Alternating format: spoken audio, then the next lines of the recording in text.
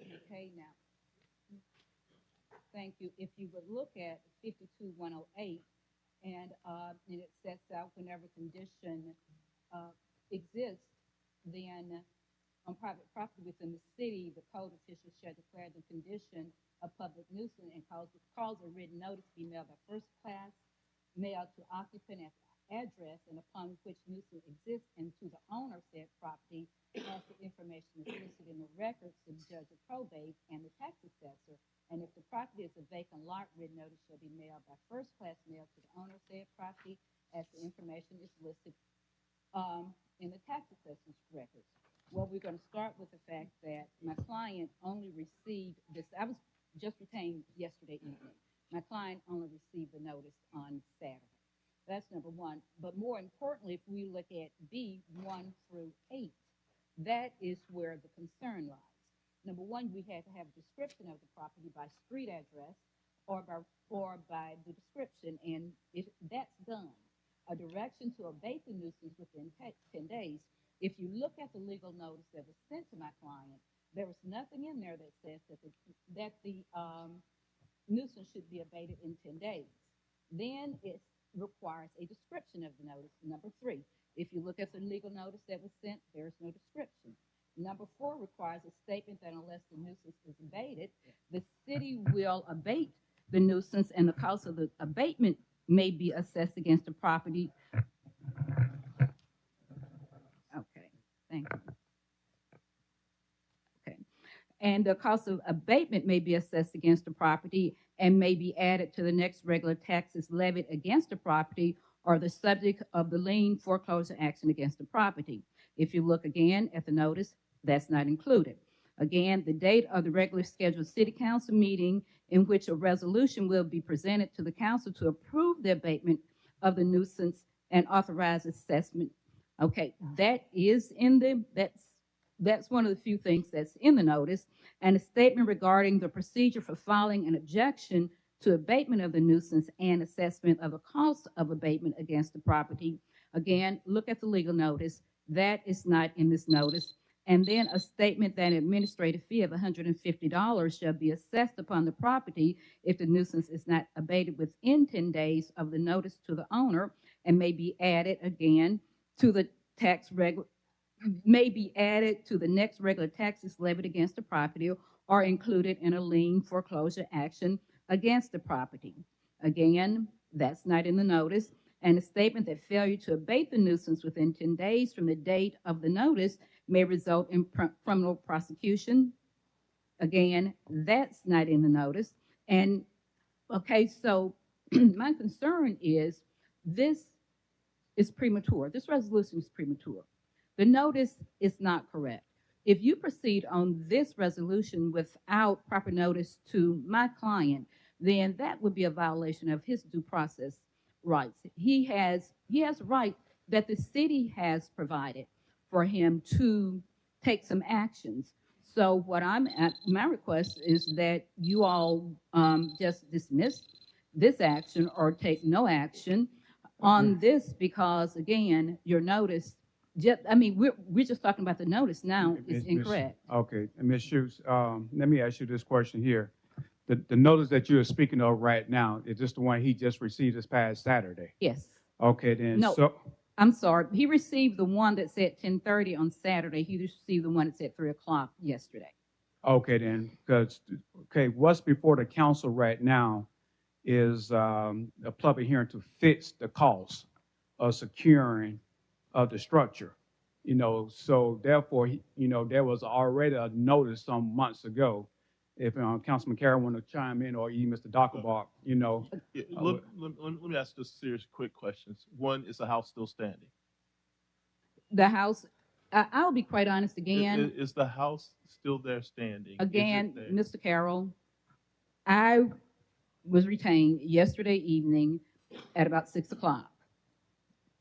I don't know if you know anything about practicing law, but between 6 o'clock yesterday and this meeting today, I have not had an opportunity to go by there, but I do see that there is a notice that there has been an abatement for $14,000, and now you all are doing the resolution to approve this abatement. I think that's sort of, if I have read the city code correctly, I think that's a little putting a horse. Ms. Carroll. David, is the house still there?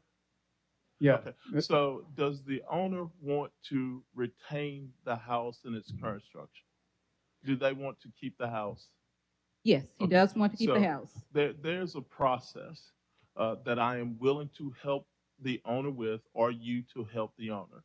All right. The first thing the owner has to do is to put together a plan and a schedule and a timeline in which either they can secure and protect the house or renovate the house so that it will not fall on anyone or cause anyone any undue harm or let anyone enter the building. So first thing you have to do is write a plan with a schedule, present it to the property department, and then secondly, obtain a permit so that we know that that work is in place or going to be put in place over the period of time, and give a date and a time in which that work will be done so that we know that the property is going to be protected. Once that is done, then the department in the city, they will rescind this notice, but these things have to happen first. We don't want to destroy any property. We don't want to take down any property. And God knows that this house, I'm looking at it at 311 North End.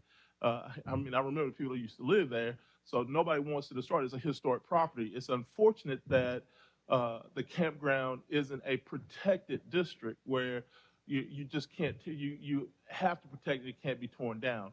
But I'm willing to help them or you get through this process so that the owner retains the property in the shape it's in, but also protect it from causing any unjust due harm to any citizen or individual that might walk by. Right, and again, Hold up, Mr. Carroll, why don't we just lay this over for 1 week so she can get a good understanding of what's going on? Because the house is being secured. Yes, so I'm willing to get there, but I'm trying to be sure that if they have the resources to do it, that David in that department isn't doing it and then filing a lien against the property, which may be unnecessary if they have the ability to do it themselves. That's why I asked the line of question I did. and again, and I guess for me, one of my concerns is if the city has already proceeded with securing the property without going through what has been set out in the code. Yeah, don't So- want to cut you off, Ms. Schutz. But the reason I'm asking the council member of that area, for you to have a week where you can get with David and you can go, he can show you all the necessary steps that the city have. And then next Tuesday, it can come back in front of and it can cut down some time and everything. So if the council member is okay, we can just let this over for 1 week and you can communicate with David to see exactly what steps have been followed and everything. And this can come back to us on next week. And who is David? You got Right set up up down in the on corner. top, Yeah. Mr. Okay, Dr. thank right you. there on top. Okay, I thank think you. it may take her longer than a week to get the process together. So, David, when she comes back, does she have to have the process in place to the council for us to either table it or just totally remove it? Okay. Want to say 2 weeks, Ms. Carroll? This 6 weeks, Days. 6 days. I 60 can't. days. Lisa, 60. 60 days. 60 days. We'll lay it over. We'll lay it over for 60 days. That gives you enough time to get everything in place. That's too much. Okay, will you give me a date certain? What is 60 days? 60 Yes. days from this date, the clerk will let you know.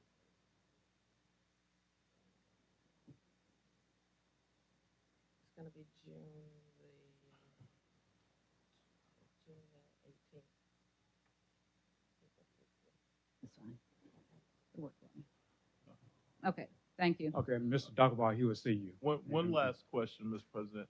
Has the house already been secured? Because normally, when we assess the costs, the work has already been done. And see, again, that's one of my concerns. If, Has the work been done? go ahead. You're fine right No, I'll share my space.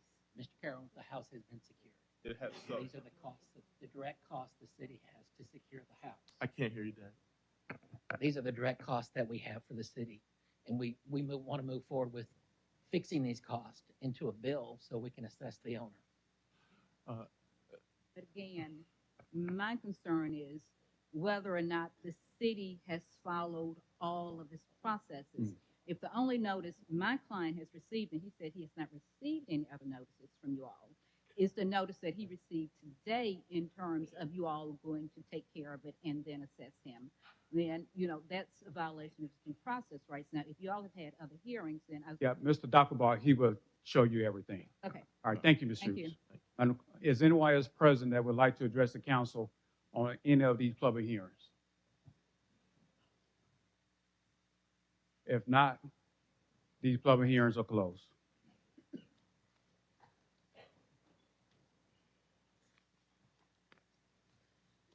Presentation of petitions and other communications to the council.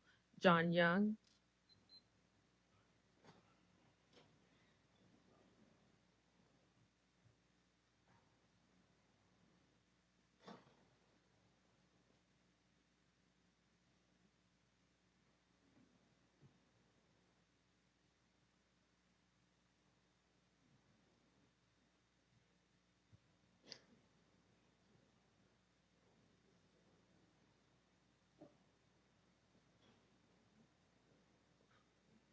Sorry, set at the top.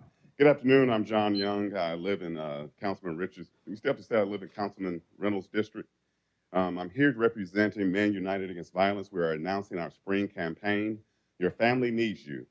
And what I was petitioning from the city council is to go by one of our locations where our billboards are at Spring Hill and Moffett, or DIP and Hertel. If you don't mind, give us a thumbs up on Facebook. If you can, take a picture and upload it. And the purpose of our spring campaign is to remind families of the individual, remind everyone that your family needs you. With the spate of young violence involving young men, hopefully there's more than 50,000 people that drive by Spring Hill and Moffett location every day. Hopefully they pass that sign and it just gives them pause, gives them a time to think. DIP and Hertel, a lot of school children pass by there now that summer's out.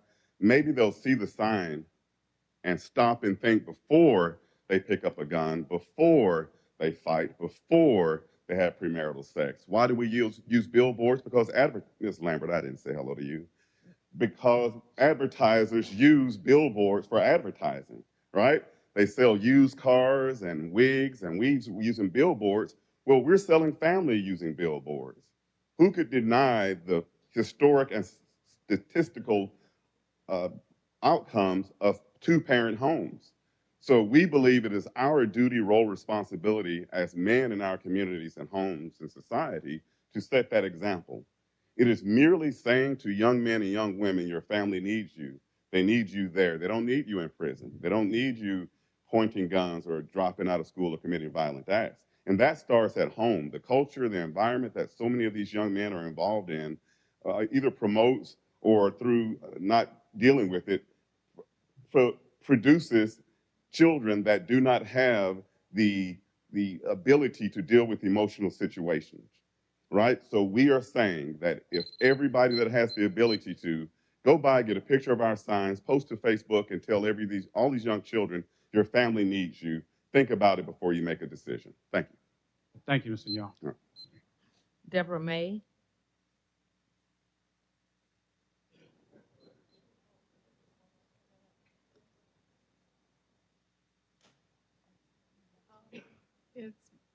It's my understanding that the daycare conditional use permit decision is going to be carried over for 2 weeks. Okay, and if that is the case, then there's nothing to say. All right, thank you. Michelle Simons.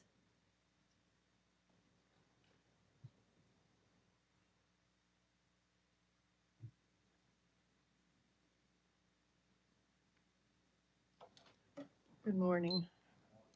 Do I need to say my name and address? Just your name. It's the name, Michelle Simons. Over the last 2 weeks, I've conducted a very, very, very informal survey, gathering questions and confusions that a lot of people in Mobile seem to have about what's happening between the administration and the police department. I've made copies of these for the city council, and I'll just hand them to you if I can. Great. And I'm not going to read them here because I'm sure you've all heard them.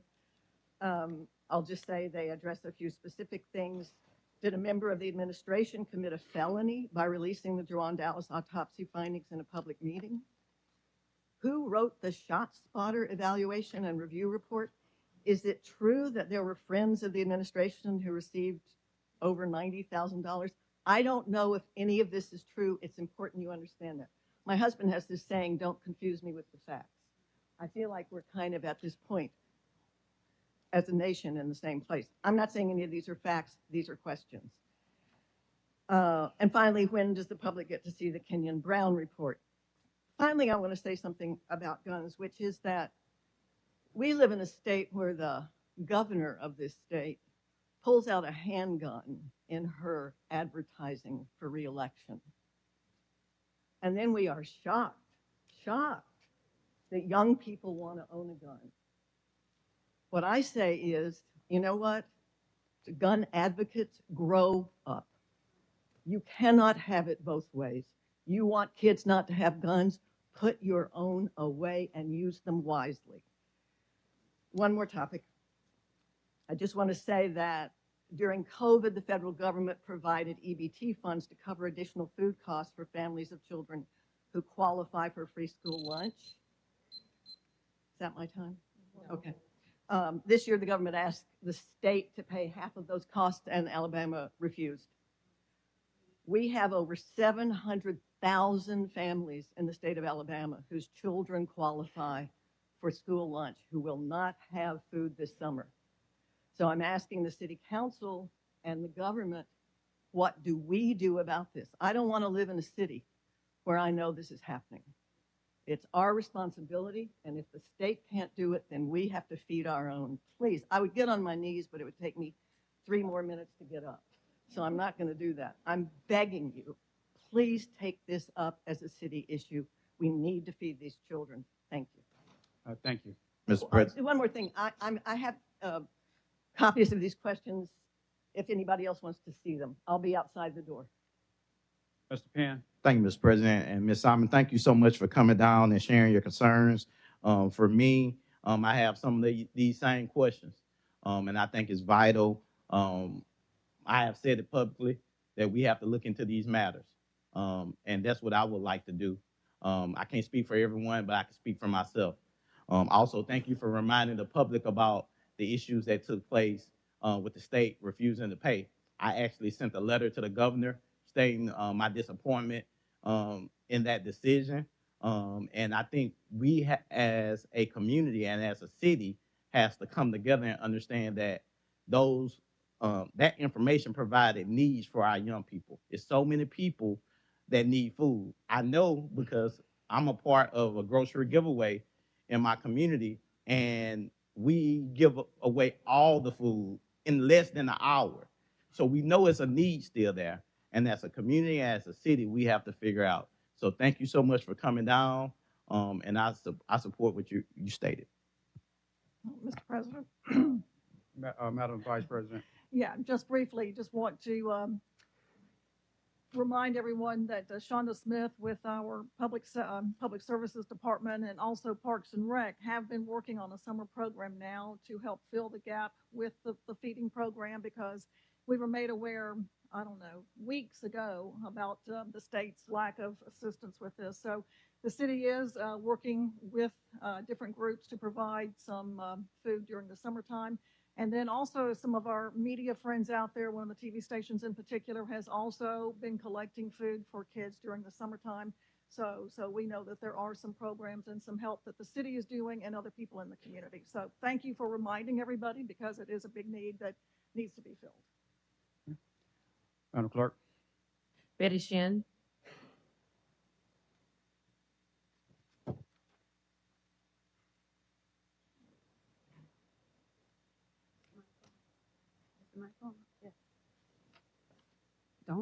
Don't hit the clock until I start. Hello, I'm Betty McShin, and I stand here before you today to ask the council to be transparent in all decisions, small and large, regarding the affairs of the city of Mobile.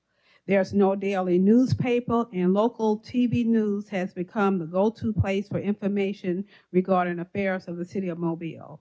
The new airport was built without any input or discussions from the citizens or taxpayers of Mobile.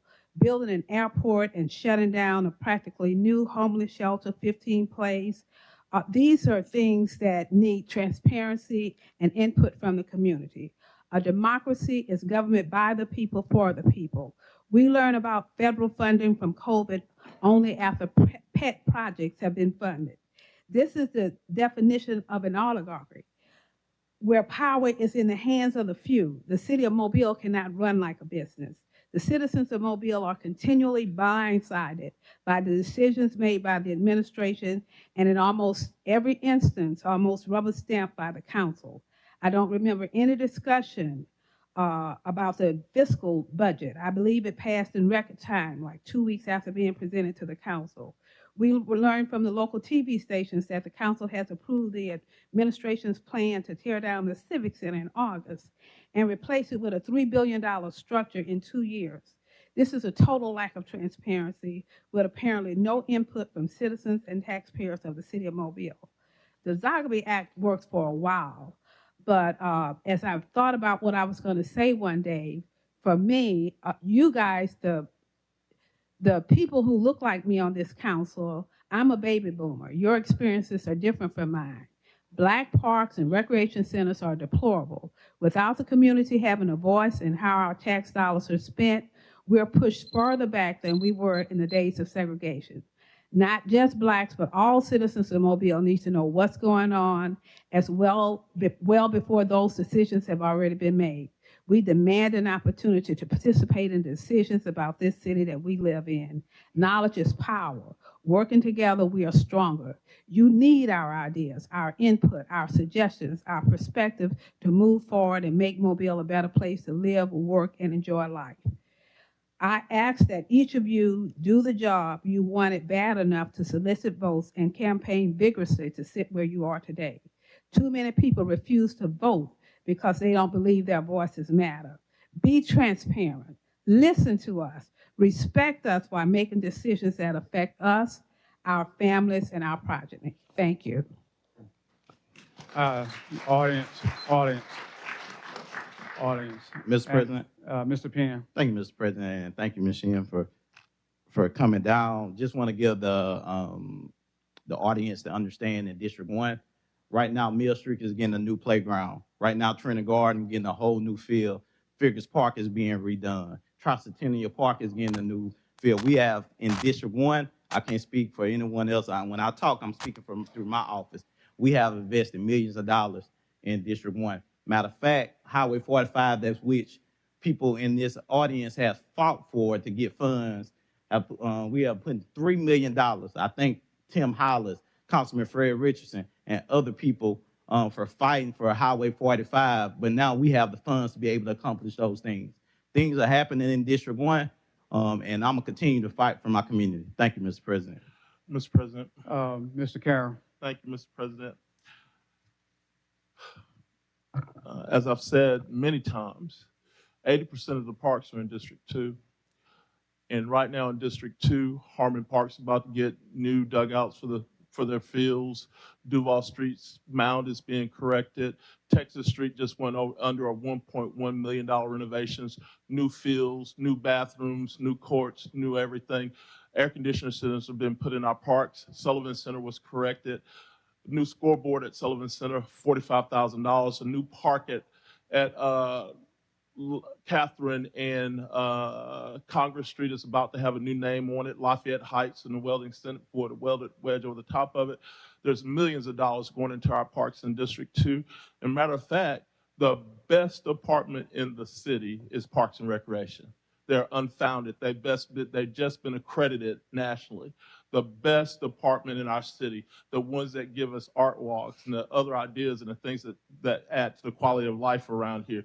So in District 2, our parks are thriving. We just completed a $6 million renovation to Texas Street.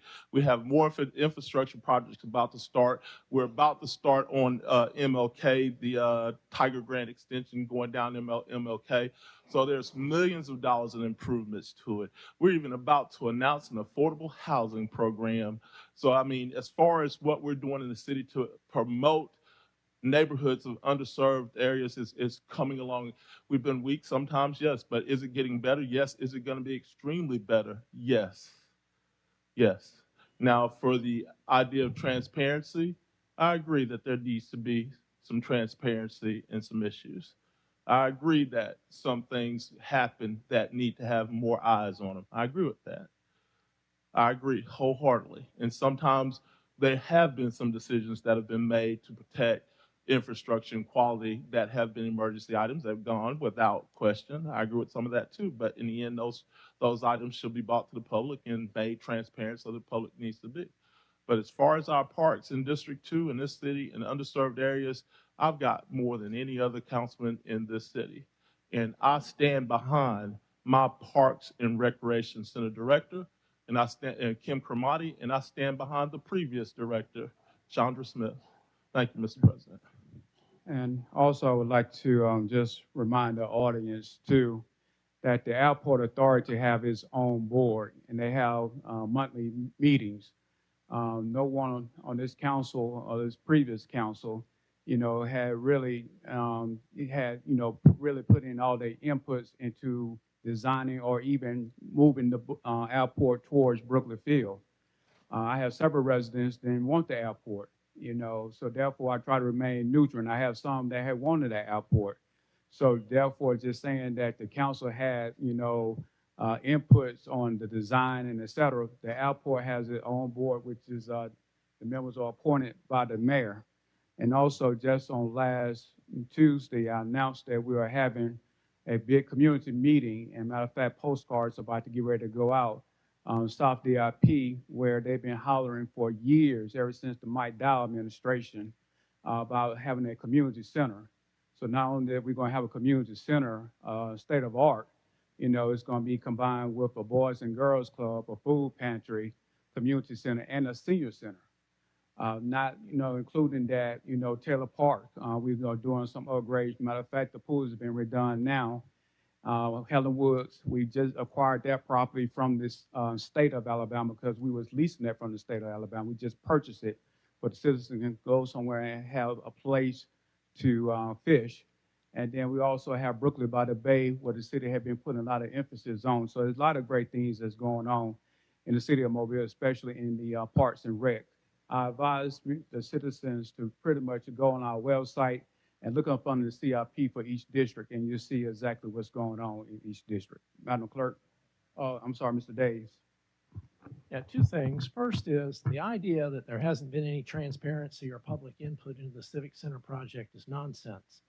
The Civic Center condition has been discussed in this community for 20 years.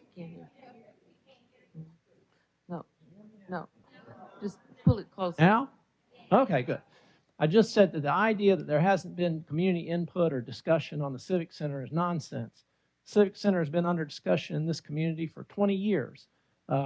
If a person has not communicated to their councilman or to the administration about what they thought the Civic Center should be, it's their fault. And recently, over the last several years, there have been multiple meetings with interest groups, with the neighborhood, with all kinds of organizations about the Civic Center. And it's not $3 billion, it's $300 million. And then with respect to the CIP programs in District 5, every year in the three, 4-year periods I have served, I had sent out a reply card to every household in District 5 asking for their input for capital projects for the upcoming 4 years. Every single, so I've done it 3 times, seeking input from the public. Thank you, Mr. President. Madam Clerk. Timothy Hollis.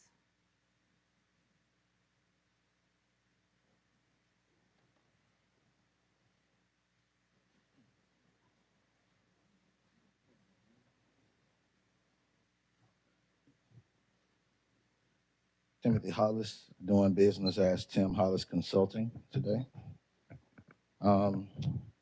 At the age of 17, I took my oath to the United States Constitution when I entered the United States Air Force, and I said that I would support and defend the Constitution against all enemies, foreign and domestic. So that can sometimes mean those that serve in political office.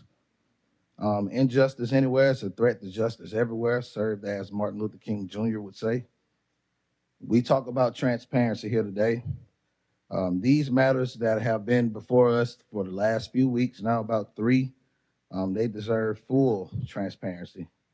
We need transparency for the citizens, and we need it in every department of this city. When we talk about ethics, this isn't the first time we have had concerns of ethics. At least we not forget, going back to April of last year, the premature departure of Councilman Scott Jones for ethics concerns, which also leads to the concerns over the abrupt resignations of the public safety director and the finance directors. Then we look at Kenyon Brown, who is also a board member of Project Thrive, a Mobile Police Department nonprofit organization. How can we trust the integrity of his research? Council investigative powers. We have been calling on this council to use their own investigative powers when ethics concerns were involved with the deal to sell Ladd Stadium to the school board, all seemingly overnight. We have several instances when we have asked this body to act in such a way. When we talk about our power struggle, the city council has the authority and responsibility to be united by the supermajority, thanks to Michael Figures. to be the strongest body of government here in this city. That's one of the reasons why the mayor cannot fire the chief of police. The mayor and Chief Barber have been at the helm of chaos in our city due to the entire term of this administration. We can go back starting with Michael Moore all the way to Juwan Dallas and those that precede. They have more blood on their hands than most. Countless black men have been killed under their leadership. In conclusion, I am asking that the city council hires their own independent investigator, one with no relations to any of the 7 council members nor members of the administration. Also, use your investigative powers to take a look into our financial department and public safety department and request that the local courts investigate. The city council is my request for their position in all of these instances, because your body has also violated codes of ethics and impropriety against law-abiding citizens. Thank you.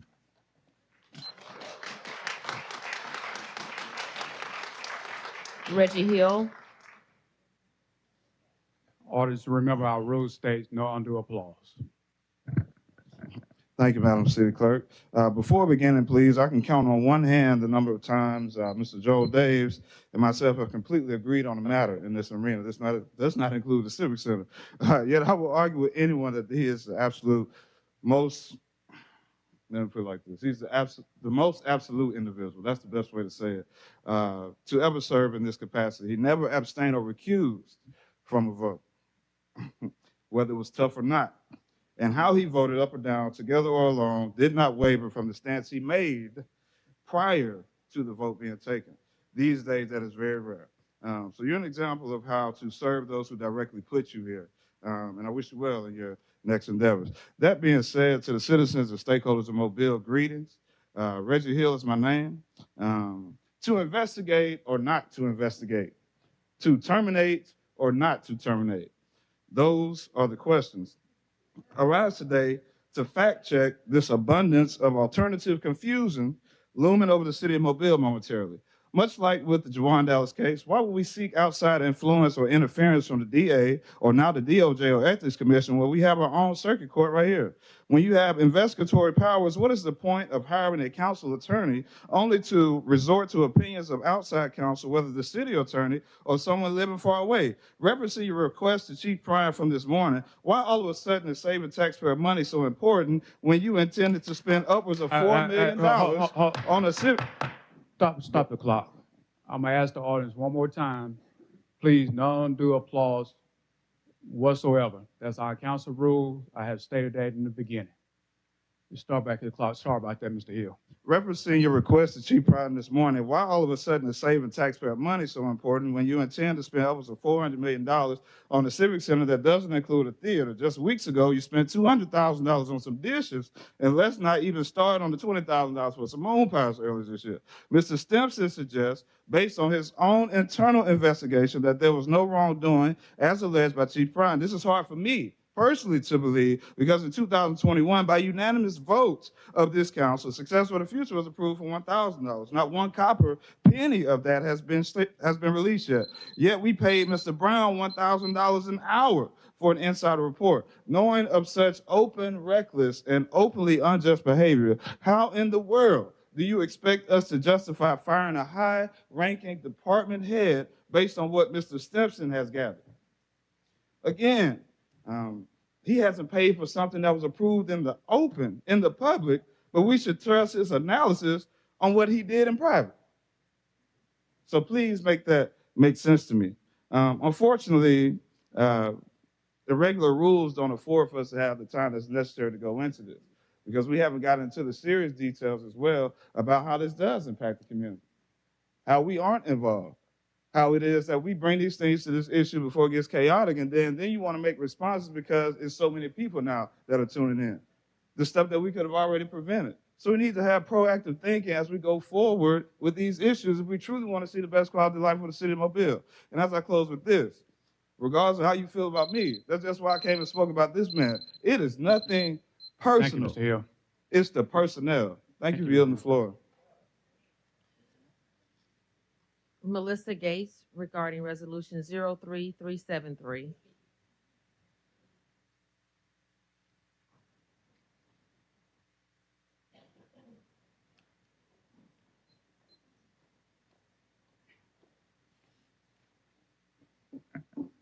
Hi, Melissa Gates, 1280 Rigby Road. How y'all doing? It's been a pretty good day. Appreciate y'all letting me speak. I had no idea I was even going to speak till some fine young ladies over here, beautiful women, said, "You need to speak." And I was like, "Oh, help me, Lord." So, thank you, Reggie. I'm not going to get technical. He did. That was well said.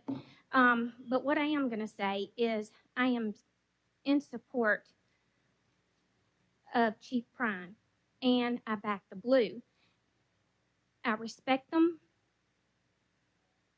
I pray for them continually. The prayer of a righteous person availeth much. And I'm just going to say scripture. I know I got 3 minutes, but I'm not going to speak 3 minutes. Luke 8:17, because how I live is by the word of God. For there is nothing hidden that will not be disclosed, and nothing concealed that will not be made known or brought into light and into the open. So y'all might want to check yourself, because something just doesn't seem right. We do need transparency. I'm kind of excited when we get the report to actually see really what is going on. But it seems to me, to the average citizen in Mobile, that y'all are attacking Chief Prine. And that's just the way we see it. Just a simple retired dental hygienist that actually didn't take the vaccine, and that's why I no longer do dentistry. But that's just the way a lot of average people in Mobile County look at this. So thank y'all very much. Rena Chapa regarding 60372 and 03373. Good afternoon. My name is Renee Chapa, and I'm here to speak and support Chief Prine. I'm a taxpayer. Expect an investigation to happen. I don't see any reason why Prine has been dismissed. None whatsoever. He's supposed to ask questions. You're supposed to let the chief do his job. Where do we go now? Y'all have lost a lot of trust in the citizens of Mobile. Y'all, sometimes politicians forget who you work for and who pays y'all and who's paying the taxes to get the civic center, to get the playgrounds, to get things that you want. Why wouldn't you want a respectable, honorable chief of police to help you watch over those things and to be in the community? I've seen Chief Prine in the community. Where have y'all been speaking out and being with the people of the public that support you and vote you in? You have a job to do. We want you to do it. We want you to do it fair. We want you to shed the light on some of the darkness that's been going on. And we expect that. That's what you're here for. Thank you. Latara Banks regarding 60372 and 03373. Good afternoon. My name is Latara Banks. Let me just start by saying Chief Prine is irreplaceable. You can't replace it. It's no way possible. It's just flat out no way possible. The man came in to do a job, and that is exactly what that man is doing. If something is not right, he is supposed to ask questions, and you all are supposed to provide answers. If you cannot provide answers one way, go another way and get them. But get the answers and make sure the answers that you get are the truth and they are factual. That's just the bottom line to it. I'm not understanding how did we get to this point. I'm lost to all of it as to how did we get to this point. But at the same time, us as taxpayers, we need to start asking questions and we need to start demanding answers. Why? Because our money is involved. Our money is involved. Point blank, bottom line, our money is involved. A closed mouth will never get fed. Open your mouth and say something. And when they open their mouth and say something, a response needs to be made. But when you make that response, stand on it. Meaning you got the facts to back you up when you respond. When it comes to Chief Prine, I'm going to stand behind him. Ain't no if and or buts about it. I'm standing behind him. You know why? Because God assigned that man to do a job. And that man has done a job. You know how he did it? Because he done lit a fire. Somebody scared somewhere. Somebody scared somewhere. Somebody trembling. Somebody shaking somewhere. You have to always remember, whatever God got for you, the devil in hell can't stop. Y'all have a good one. Dory Mayfield regarding 6372 and 03373. I am Dory Mayfield, and I'm not a speaker like these guys, but my heart, I knew I had to stand up for Chief Prine because of the type of person he is. And I wanted to ask you all if you could please consider having an investigation into the allegations. Get a little bit closer to the mic. Okay. I'm asking for an investigation into all the allegations that have been made. You know, all of it. You know, we want it to be fair, all the truth to come out. This is the only way that the public can feel that we have any confidence in our city council. And I also ask that you do not vote out the chief before this investigation has time to play out. And we learn all that needs to be learned so that we can have that restored, that confidence in the city of Mobile, because we all love it. That's why we're here. That's why all of you are here, because y'all love what you're doing. You want to help the city. Or that's what I think anyway. Thank you. Sabrina Mass regarding resolution 6372 and 03373. Sabrina Mass. First, there is definitely, the citizens are calling for an investigation. And upon that investigation, we're asking you to get an outside entity that no one is affiliated with, from this seat to that seat.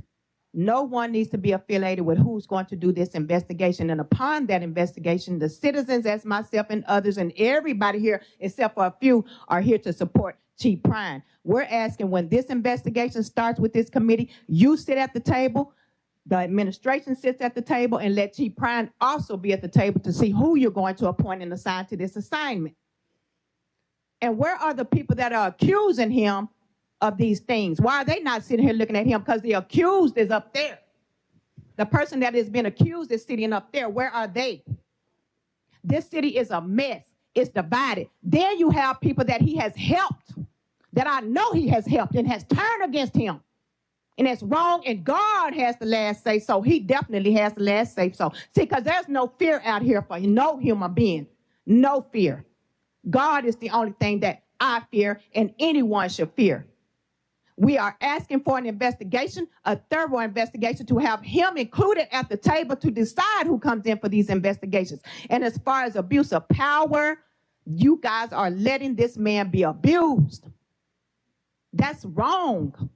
When are people going to seek their hearts? See, I don't have to worry about no foolishness.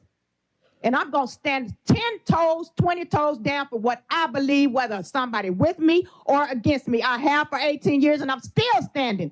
And I guess I'm going to be standing 18 more. But what I would not do is walk around in fear. That man is not going to walk around in fear because he's anointed by God. Those that are anointed, we don't have no fear. You can threaten, bully, do whatever you want. Nobody's walking around here in fear, not the God that I serve. I promise you that. So you best to be careful. Best to be careful. And that goes for anybody listening up there, over there, in there. I don't care who you are. Y'all better really take heed of what's happening, because the last time I checked, God can take us out this world when he get ready, and he will do just that if you're not careful. Be careful out here. I'm speaking for myself. I'm speaking for whomever. I believe in God, and he going to reveal the truth, and the truth will prevail, and justice will prevail. No justice, no peace. I stand with the chief. Marcus Young regarding Resolution 6372 and 03373.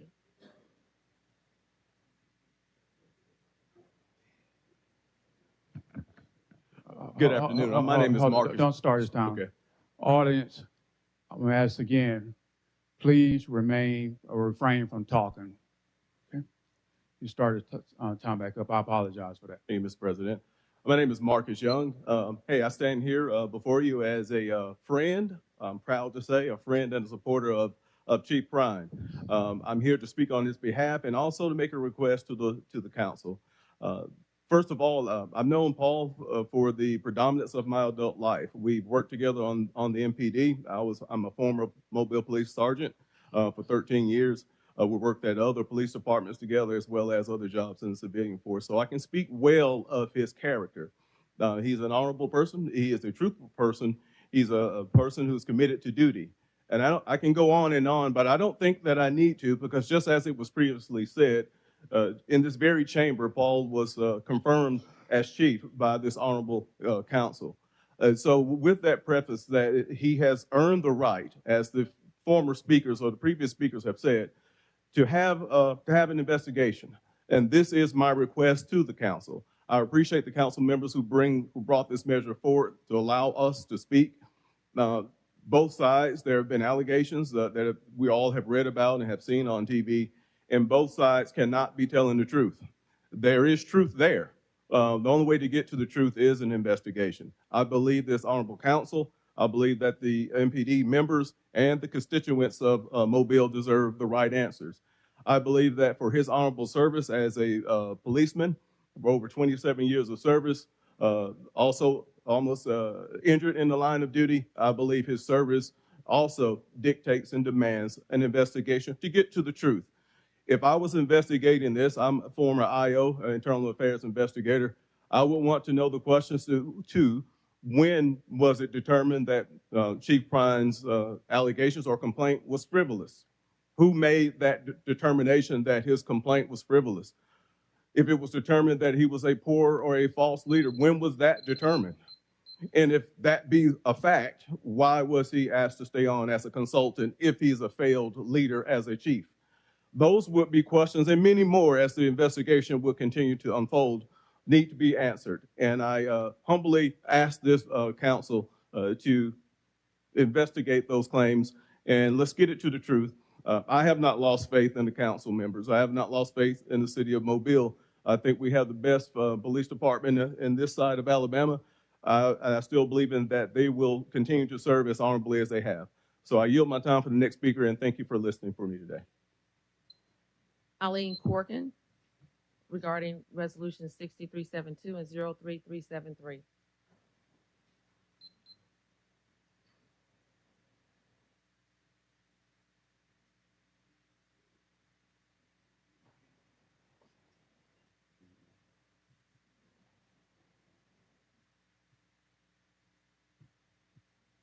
Please, at this time, asking everyone, please put your electronic device on silent or vibrate, please.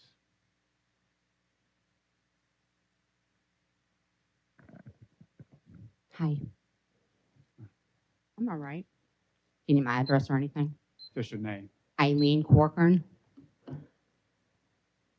Okay. Members of the council, my name is Eileen Corcoran. I'm actually a former city employee. I came to the city in 2007 under former Mayor Jones as a City Smart investigative analyst.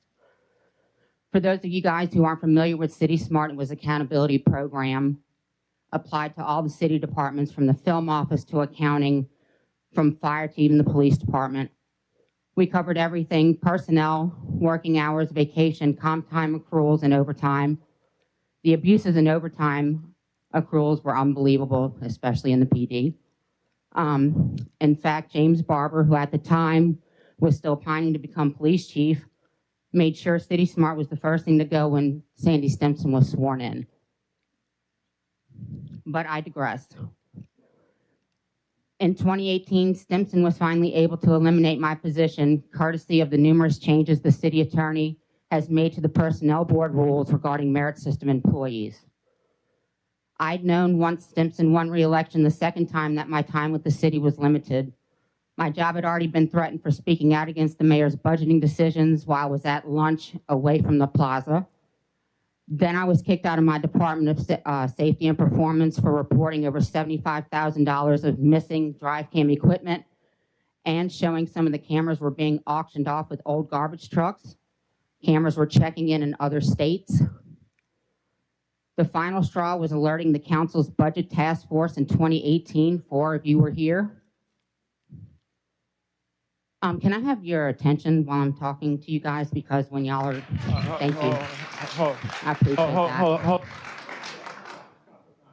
Stop at time. I mean, I just think you it cannot attack, in the council rules, I have stated, no one cannot attack no council member. I didn't mention, I said to you guys. Hold up. You cannot attack, that's in our council rules, okay? And also, I was just asking for a common courtesy, that's all, and I apologize. and also, and this is for everyone, you cannot call no names out.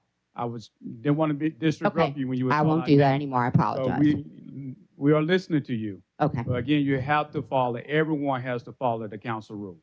Okay, I got you. Audience, you start the time back up. And Thank you, appreciate you. Okay, so the final straw was alerting the council's budget task force in 2018 to Stimson's plan to outsource garbage and trash and providing a detailed 9-page account of the issues within Public Works involving several of previous members of Public Works administration and several of their, I'm not mentioning any names. I figured that, anyway. I may have lost my job, but at least all the good people at Public Works were able to keep theirs. Now to the present issue with Chief Prine, Mayor Stimson, Chief of Staff. The issue of fear within the department or them claiming that Chief Prine was ruling through fear, that is not anything new to that department or within any city department. That has been going on since Mayor Stimson came into office. I've never seen anything like it. There are so many people within the city now that are living in fear of speaking about anything to even their family members because they're afraid of losing their job. Thank you. Well, I'm not finished. You reached your 3 minutes. 3 minutes goes way too fast. I appreciate you. Thank you.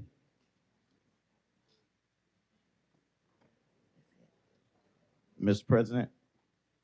Pen. Thanks so much, Mr. President. I want to thank everyone for coming down. Thank you for all your statements. I was paying attention. If you go back and watch the video, I'm looking you dead in the eye.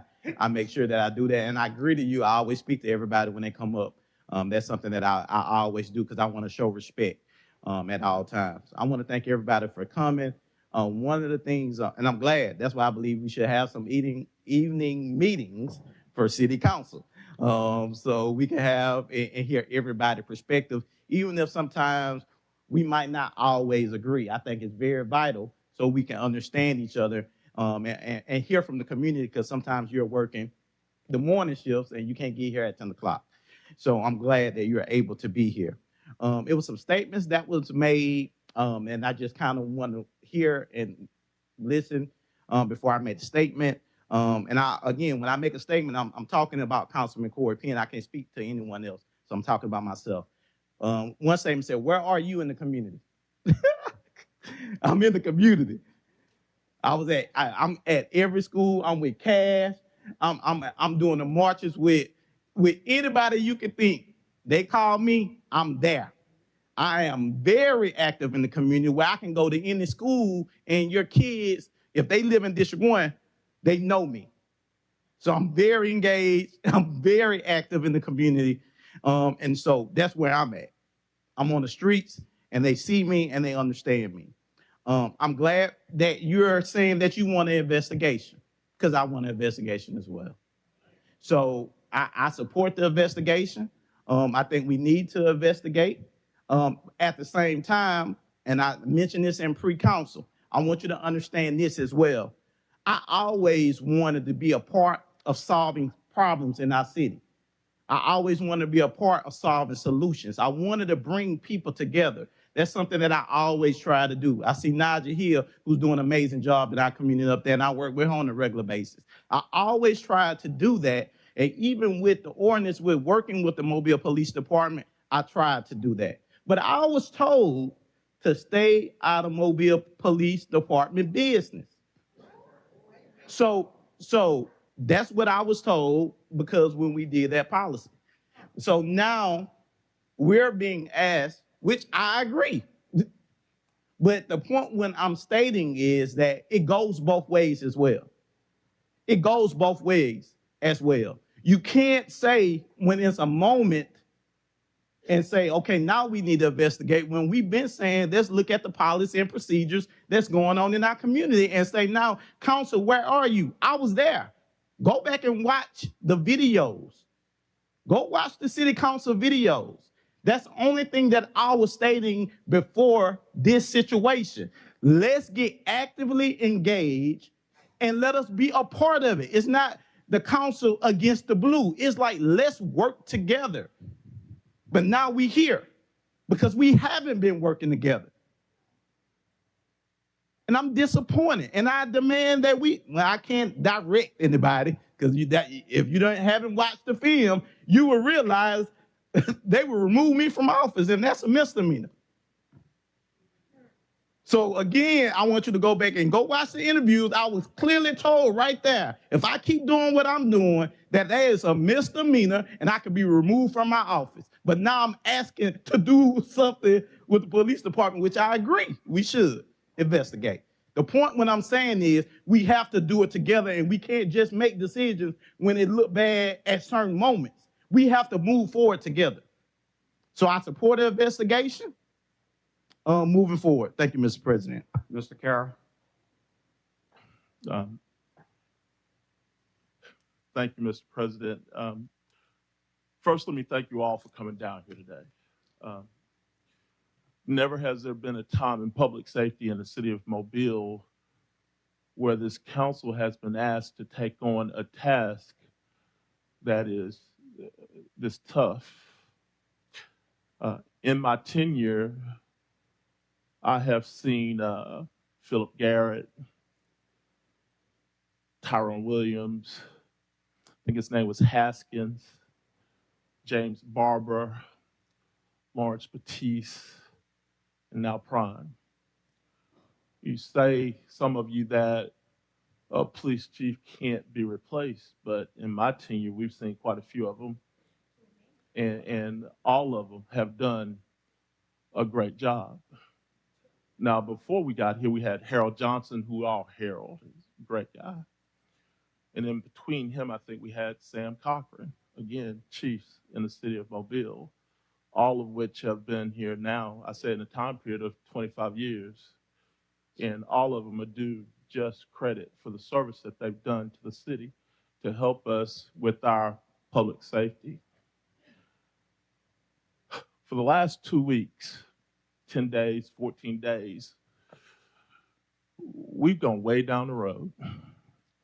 I mean, with the accusations on both sides between the chief, the administrative responses, we've gone so far down the road that I do not believe there's a reprieve. There is not, if I have to vote, there's not a reprieve at this time, and I believe all of you know it. The damage to the city that this has caused is beyond repair. Right now, you got officers on both sides that I would speculate are taking sides on which side of who do I trust and who do I don't trust, which is a detriment to our police department. We can't allow that to continue. I've made statements to the administration, point blank. You caused this problem, you fix it. Meaning that I did not want to see this council called on to remove an individual or a public servant to the city of this Mobile. One, We are all called to be public servants. So why force a vote? Now, if you knew there was a problem somewhere down the line, then you should have corrected it. Why was it allowed to get this far? So my statement to the administration at that time was, you created it, you fix it. But now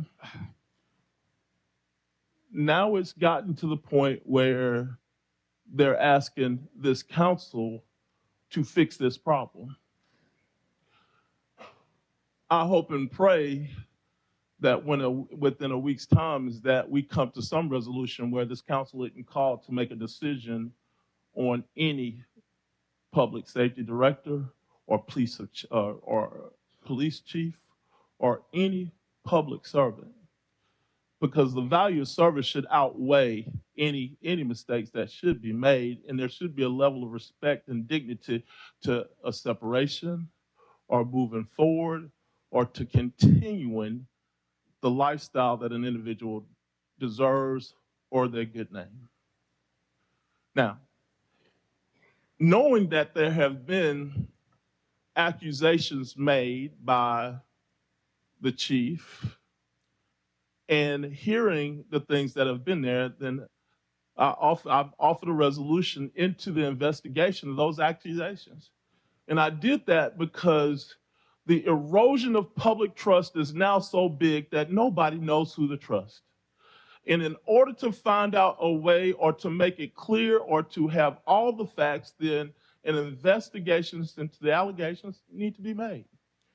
And then once the facts come out on both sides, then we have a level of transparency that we can all see from an independent investigator, which means that whatever that independent investigator comes up with outside the premise of both the council and the administration, then that is what we're looking for as truth.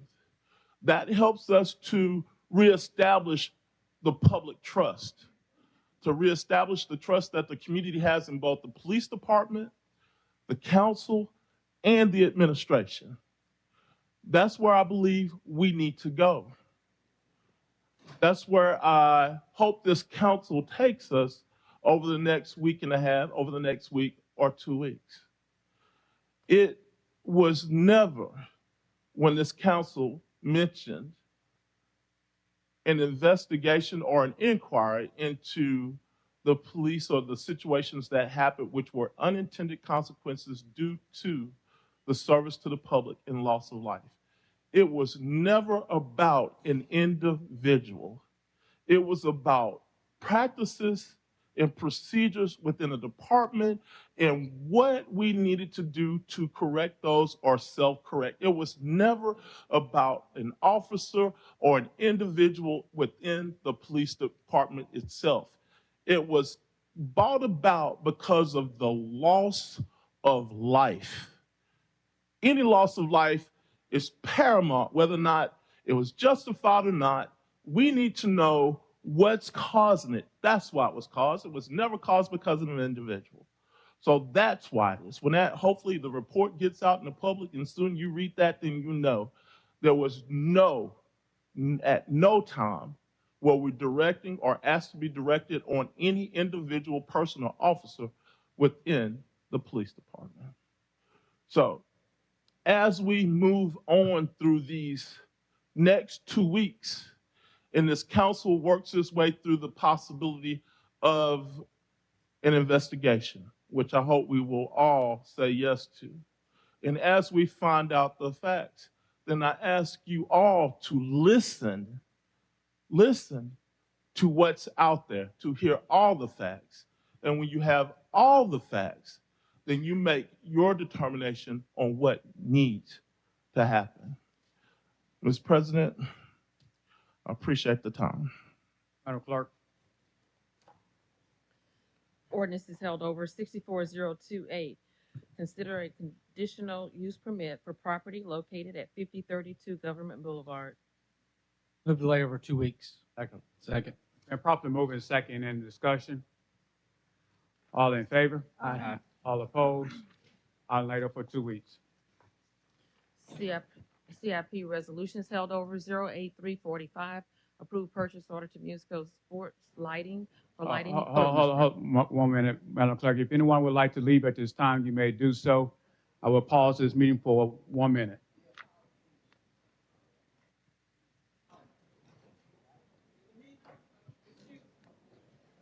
No, the meeting is now over.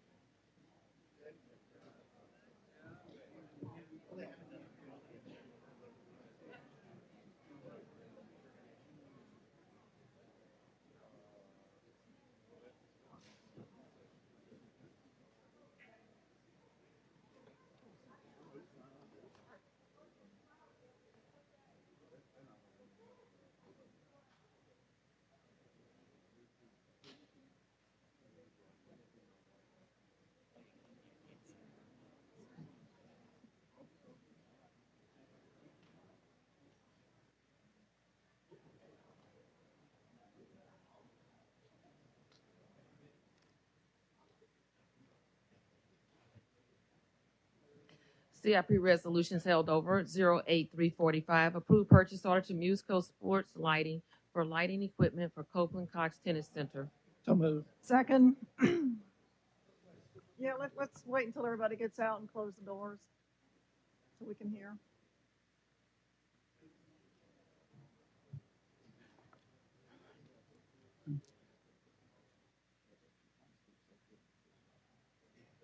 All right.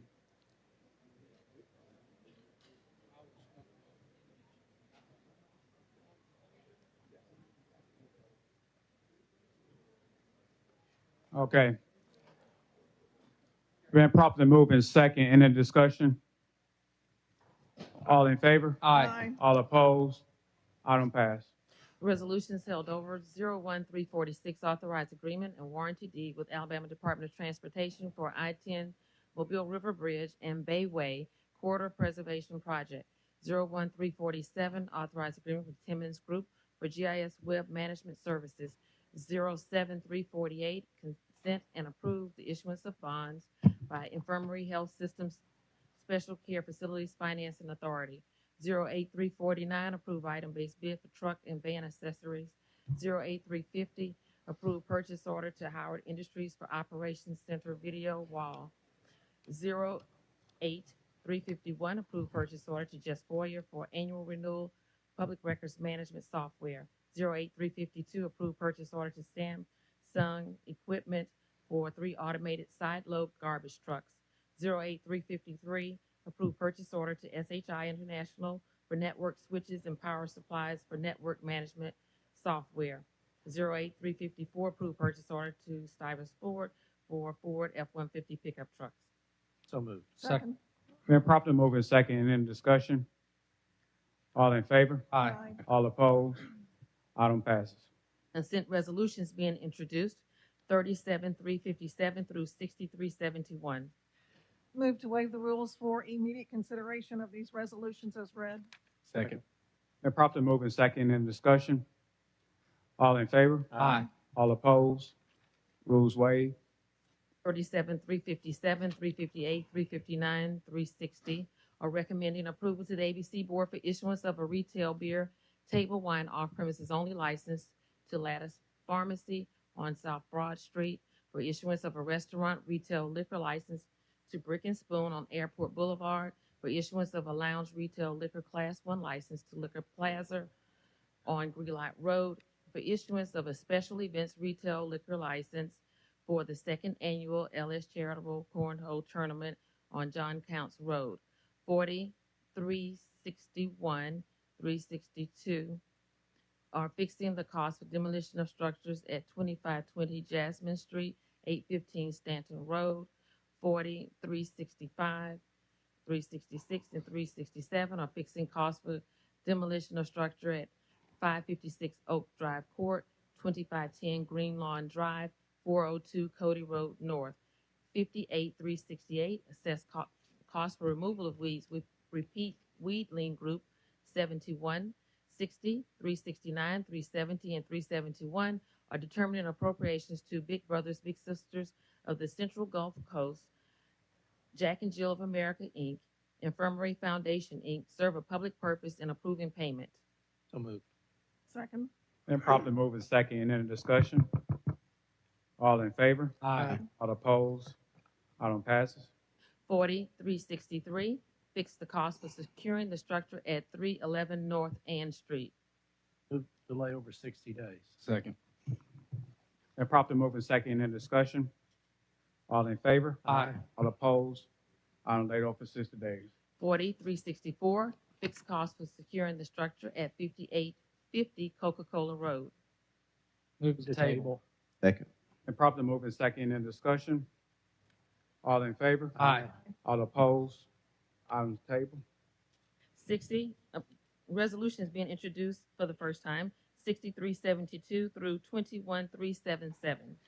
Move to waive the rules for immediate consideration of Resolution 60-372, with the rest of these being laid over for 1 week. That's delayed. Second. She's going to take it up and we'll lay it over for 2 weeks instead of having it come back up next week. So we won't vote at the same Oh, time. no. Oh, all right. What- Go ahead. Yeah, come on, Nick. Okay. Just, Been properly moved and second. In discussion. All in favor? Aye. All opposed? Whoa, what are we voting on here? What are we voting on? Lay over two. Laying this, we are voting on taking this up so we can lay it over for 2 weeks. 63. There was no motion to lay it over for 2 weeks. I did not hear that. Have to suspend the rules We first. just called for the vote on the item. We all said up. Vote. Waiving the rules.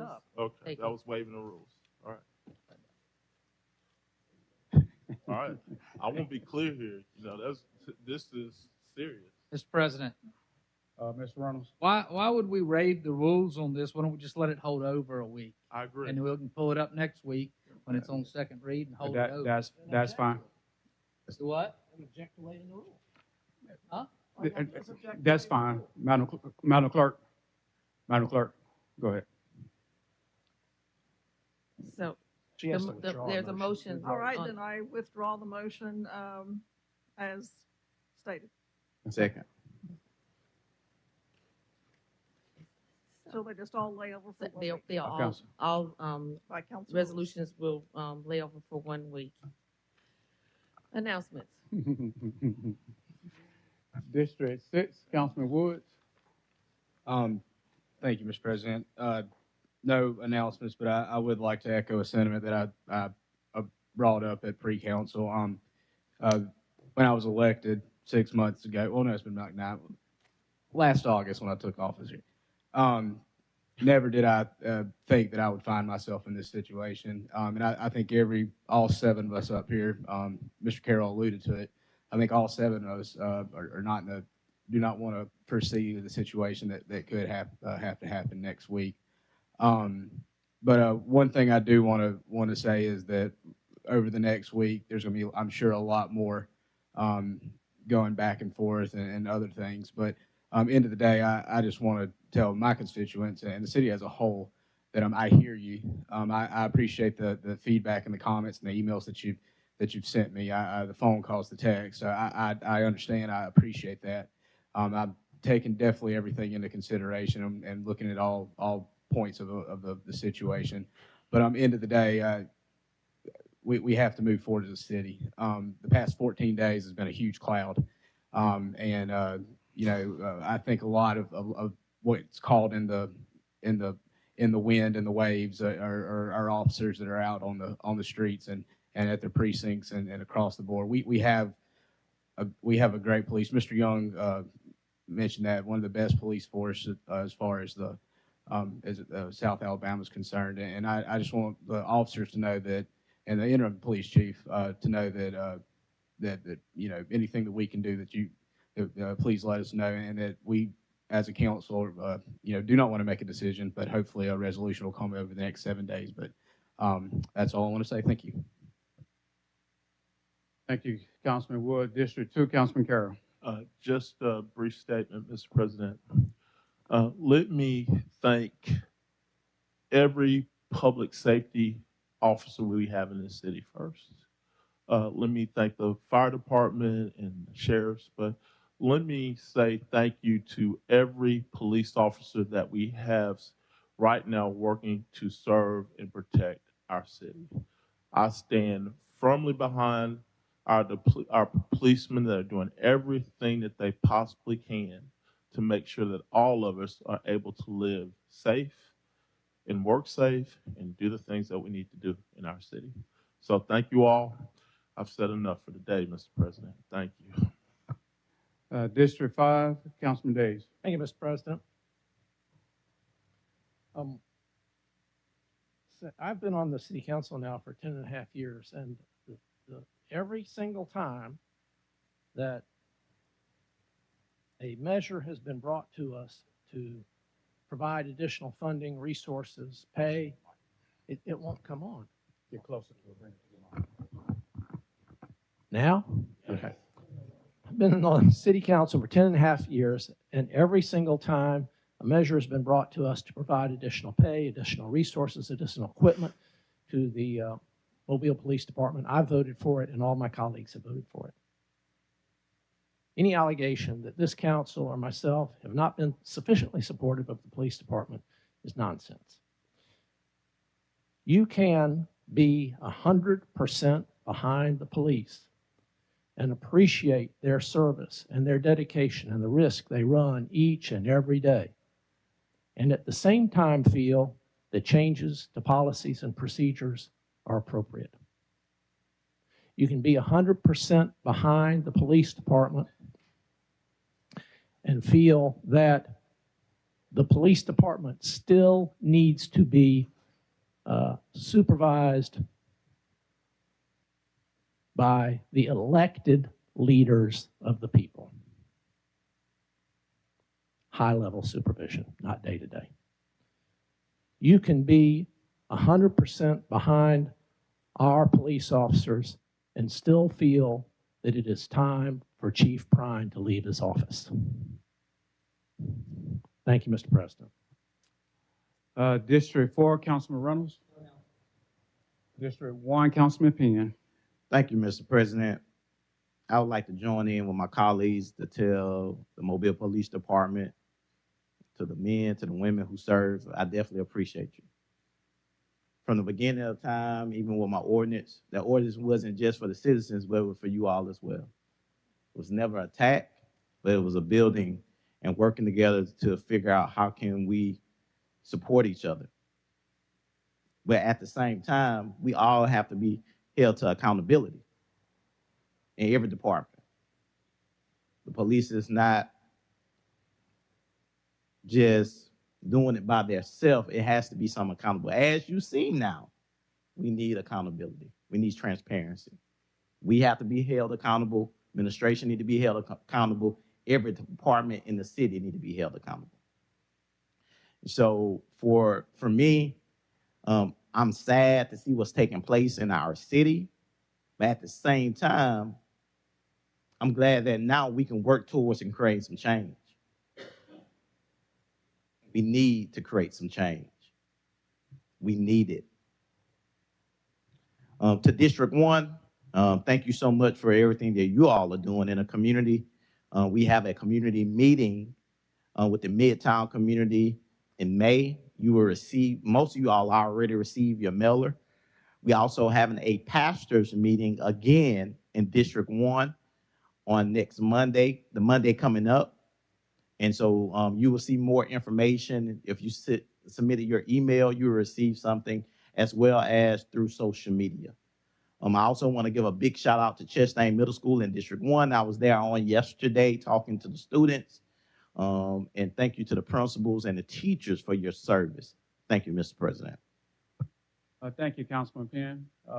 District 7, Vice President Gregory. No announcements. Thank you. Okay. And greetings to the citizens of District 3 on this past weekend. the Odell Community Service Club and others, I had took the time out and recognized Mr. David Saint, the band director over the Marching Cougars. It was a pretty much a surprise for appreciation that all that he do for the kids. The investment into the kids is our investment for tomorrow. And it was amazing how the youth had got in front of the audience on this past Saturday and stated that how Mr. Saint had changed their lives. And on behalf of Mr. Saint to this council and the previous council, thank you all for investing into those youth. As I had stated on this past Saturday, I would put that band against pretty much any high school band in the city and almost just about in the college band within the state, because he has really invested into the youth. And again, congratulations to Mr. Saint. And to piggyback behind some of my colleagues, what our city is experiencing right now is very disheartening, very disheartening. And it's pretty much putting a black, on our city. But I'm a firm believer that this too shall pass. Is anything from the administration? Yes, Mr. President. So want to thank, on behalf of the mayor, I want to thank the council for not only your undying support of what's happening now with the investigation and talking about it, because we're doing one as well, and we'll make that open to you, but also the expression of gratitude and thanks that you have given to the men and women who wear the uniform. I can tell you for the last 10 and a half years, I've had the pleasure of serving with the mayor and this council and the councils before, actively supporting the men and women who wear the badge and the uniform. I would also, on behalf of the mayor's office, encourage the general public, when you see our officers out and about, please tell them thank you. Continue on. This is a tough time for our city. It's a tough time for them. They do a very difficult job. It is something that most of us who don't have to go through a door or pull over a car in the middle of the night or respond to calls don't necessarily understand. But as you see them in restaurants, please tell them thank you. If you see them walking along in the beats, tell them thank you. As they respond to calls, when all they do is get calls about problems, just please show your appreciation for them as we go through this tough time. And I think we'll get through this too. Thank you. Mr. President. Vice President. I had decided not to make any announcements, but then I changed my mind. Thank you, Ricardo, for what you said about our men and women who wear the blue every day and do put their lives on the line to serve and protect us. This council has had a great working relationship and certainly has shown that we support the police and finances and giving them all of the tools that they need. Speaking from personal experience, I've had a great working relationship with the command staff as well as the captain of the precinct and so many others in the rank and file, and I can't thank them enough for everything that they do. I've had a great working relationship with Chief Prine as well. So as you've heard some of my colleagues say, we are really sad to see what is happening in our city, and we, like so many others, want to get things resolved. And we certainly hope that in these coming weeks that can happen. We are very hopeful that we can make whatever changes need to be made, practices, policies, procedures, whatever they are, and take this city forward and continue serving and protecting and supporting our public safety officers as well. So thank you. I would also like to call a committee of a whole committee meeting on next Tuesday, immediately after council meeting, for resolution 60-372. Again, there'll be a committee as a whole on next Tuesday, immediately after the council meeting. Okay? And motion to adjourn this meeting? Motion to adjourn. Been properly moved in second in the discussion.